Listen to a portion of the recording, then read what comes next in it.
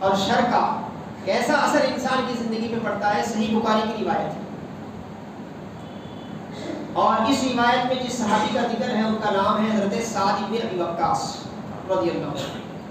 یہ عشرہ مبشرہ میں سے یعنی ان 10 صحابہ میں سے ہیں جن کو اللہ کے رسول نے جنت کی بشارت دی۔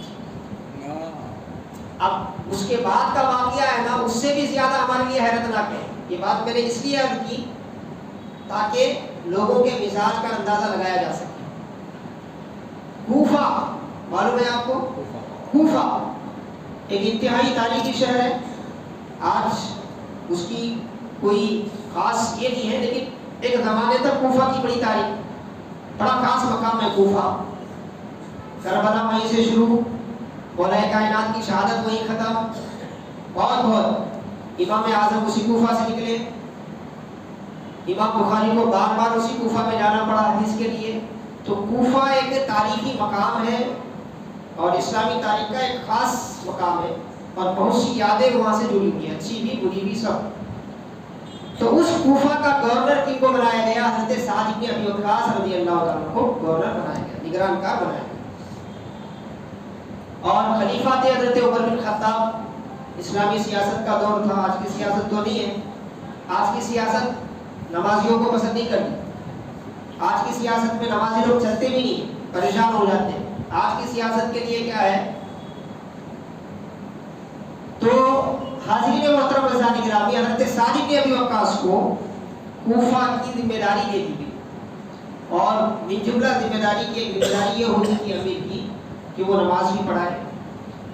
اب حضرت عمر فاروق مدینے میں اور یہ کوفہ میں فون کا دور بھی نہیں تھا، آن لائن کا دور بھی نہیں تھا۔ بار بار حضرت سعد بن ابی وقاص کے خلاف شکایتیں گئی حضرت عمر فاروق کی بارگاہ۔ آپ کوفہ میں ہیں، مدینے میں خلیفۃ المسلمین حضرت عمر فاروق کی بارگاہ میں شکایتیں گئی، بار بار اتنی شکایتیں گئی کہ حضرت عمر فاروق نے نوٹس کی اس کو۔ حضرت سعد بن ابی وقاص کو بلا بھیجا، پھر جو شکایتیں تھی ان کے سامنے رکھی۔ اب آپ شکایتیں بخاری میں امام بخاری روایت کرتے ہیں، پڑھیں گے تو حیرت ہوگی۔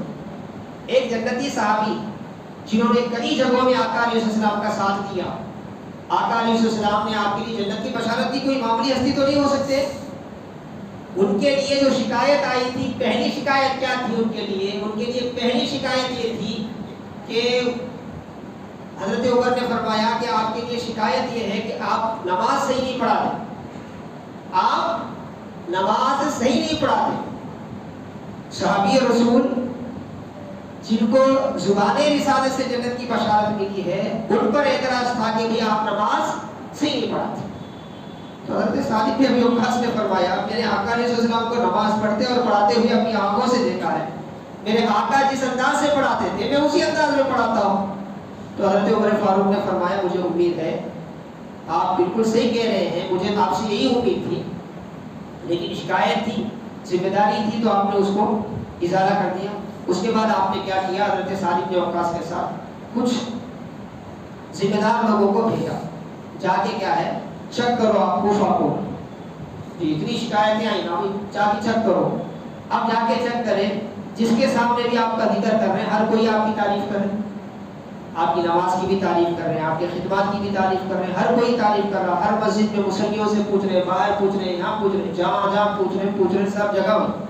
ایک مسجد تھی، مسجد بنو عباس، وہاں پر یہ لوگ پہنچے تو وہاں یہ بات رکھی گئی کہ آنے والے نمائندے جو کہ بولے کہ ہم سفیر ہیں امیر المومنین کے، یہاں آپ کے کوفہ سے بڑی شکایتیں پہنچی تھی اور ہم یہاں پر کیا ہے دریافت کرنے کے لیے آئے، تو یہاں کوئی شکایت نہیں کر رہا، کیا معاملہ ہے؟ تو کوئی شکایت نہیں کرے وہاں۔ صاحب نے کہا کہ نہیں بھیا، ہم اللہ کے ایک نیک بندے کے بارے میں جھوٹ بول کے ہم کہاں جائیں گے، کوئی بھی شکایت نہیں۔ ایک بندہ اٹھ کے ٹھہر کے 3 جھوٹی تہمتیں لگایا حضرت سعد بن ابی وقاص کو۔ پہلی اس نے تہمت لگائی کہ حضرت سعد جو ہیں خود جہاد میں شریک نہیں ہوتے، اسلامی جنگ میں خود شریک نہیں ہوتے۔ جھوٹی بات، کیونکہ جو ساری زندگی رسول اللہ صلی اللہ علیہ وسلم کے ساتھ جنگوں میں شریک رہے، وہ کیوں اس سے پیچھے رہ سکتے ہیں؟ دوسرا الزام آپ پر یہ لگایا کہ آپ مال غنیمت کو صحیح تقسیم نہیں کرتے، مال غنیمت کو صحیح تقسیم نہیں کرتے۔ اور تیسرا الزام آپ پر یہ لگایا گیا کہ آپ جب فیصلے کرنے بیٹھتے ہیں تو عدل و انصاف سے فیصلے نہیں، عدل و انصاف سے فیصلے نہیں۔ پورے کوفہ میں بس وہ ایک بندہ تھا جو ہوا پھیلا رہا تھا۔ آج بھی ایسے ہی ہوتا ہے، ہوا پھیلانے والا، آپ اس کے پیچھے چلے جائیں، اس کی رگ تک چلے جائیں، پتہ چلے گا کہ بولنے والا ملتا ہی نہیں آپ کو، خالی باتیں چلتی رہتی۔ تو اب تحقیق ہوئی، وہ ایک بندہ حضرت سعد بن ابی وقاص بھی تھے۔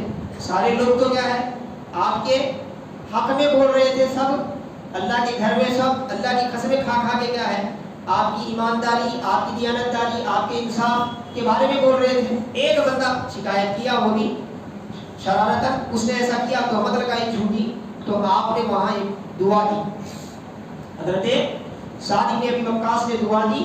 دعا میں آپ نے یہ کلمات کہے، کیا کہا آپ نے کہا کہ اے اللہ، اگر تیرا یہ بندہ جھوٹا ہے، تیرا یہ بندہ جو میرے بارے میں بول رہا ہے جھوٹا ہے، اور اس نے دنیا والوں میں نام کمانے کے لیے یہ کیا ہے، کیونکہ یہ بھی ایک طریقہ ہے، آپ کسی اچھے پر کیچڑ اچھالو، آپ کا بڑا نام ہوتا ہے، لوگ ڈر کے کیا ہے آپ کی تعظیم کرتے، تو اس لیے یہ ٹھہرا ہے، تو میں اس کے حق میں دعا کرتا ہوں کہ تو اسے لمبی عمر دے۔ ہم کیا کرتے ہیں، مار دے اسے، حسد نہیں ہوئے، لمبی عمر دے، اتنی عمر دے کہ اپنی عمر سے یہ پریشان ہو جائے، اور ساری عمر اس کو محتاج رکھ، تنگ دست رکھ، اسے اس پر کشادگی نہ کر، اور اسے فتنوں میں مبتلا کر دے۔ یہ 3 دعائیں دی۔ اب حدیث پاک حضرت سعد بن ابی وقاص آ گئے، اب اللہ تعالیٰ نے آپ کی بددعا اس کے حق میں قبول کر دی۔ عمر اتنی لمبی ہو گئی تھی کہ وہ دکھتا نہیں تھا، اس کو یہ آنکھوں کی پلکیں ہیں نا اتنی بڑی ہو کے آنکھوں کے سامنے آ گئی تھی، اور بازاروں میں وہ پھرتا تھا تو رو رو کے کہتا تھا مجھے سعد کی بددعا لگ گئی ہے، مجھے سعد کی بددعا لگ گئی ہے۔ اتنی لمبی عمر، خلاشی اور فقر و فاقہ میں زندگی، اور فتنے ایسے، اس حالت میں بھی، ویسے حالت میں بھی اس کی حالت یہ تھی کہ راہ چلتی ہوئی لڑکیوں کو چھیڑتا تھا اور لوگوں سے کیا گالیاں کھا، راہ چلتی ہوئی لڑکیوں سے چھیڑخانی کر کے لوگوں کے سامنے بھی عزت ہوتا تھا۔ ساری زندگی اسی میں کرتے کرتے، سیرت کی کتابوں میں آتا ہے، یہ تو بخاری کی روایت ہے، سیرت کی کتابوں میں آتا ہے، ایک دن اپنے ہی کھیت کے باغیچے کے درمیان ایک بڑا کنواں تھا، اپنے اندھے پن کی وجہ سے اس میں جا کے گر کے کیا ہے ختم ہو گیا۔ یعنی انسان جو گناہ کرتا ہے اس کی نحوست اس کا پیچھا نہیں چھوڑتی، اور اسی طرح انسان جو نیکی کرتا ہے اس کی برکت بہت جگہ کام آتی ہے۔ اسی لیے ہمیں اب فیصلہ یہ کرنا ہے کہ حضرت سعد کے جیسا نیک بننا ہے، یا حضرت سعد کے اوپر الزام لگانے والی کی طرح بد بن کے اپنی بد اعمالیوں کی نحوست اپنے لیے اور اپنے آنے والی نسلوں کے لیے لانا۔ اللہ پاک کی بارگاہ میں دعا ہے کہ اللہ تعالیٰ ہماری خطاؤں کو معاف فرمائے، ہمارے گناہوں کو معاف فرمائے۔ اللہ تعالیٰ جتنی زندگی ہماری گزری ہے اس میں جو خیر ہے اس کو قبول فرمائے، جو شر اور بدعملیاں ہم سے ہوئی ہیں اللہ اسے معاف فرمائے، اور جتنی زندگی ہماری اللہ پاک نے باقی رکھی ہے اس کے علم میں ہے، اللہ تعالیٰ ہمیں خیر زیادہ سے زیادہ کرنے والا بنائے۔